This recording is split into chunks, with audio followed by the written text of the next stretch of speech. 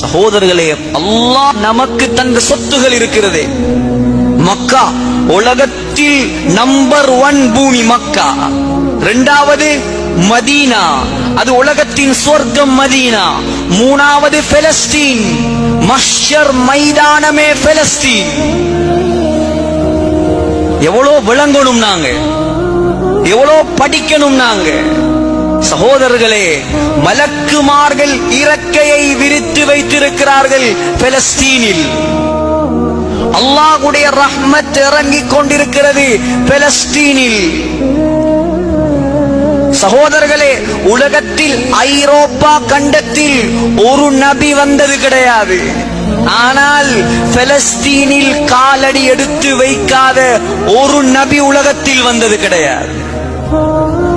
ஐரோப்பா பகுதியில் ஒரு குர்ஆன் ஆயத்து, ஒரு கிதாபு, ஒரு லௌஹ் இறங்கினது கிடையாது.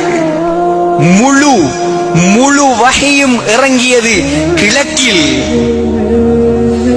அவ்வளவு புண்ணியமான பூமிதான் அந்த பெலஸ்தீன். ஒன்றை யோசித்து பாருங்கள். நபி ஸல்லல்லாஹு அலைஹி வஸல்லம் அல்லாஹ் 7ஆம் வானத்துக்கு உயர்த்தினானா இல்லையா? 2 விஷயம் குர்ஆன்ல, 2யும் கவனமாக கேட்கணும். முதலாவது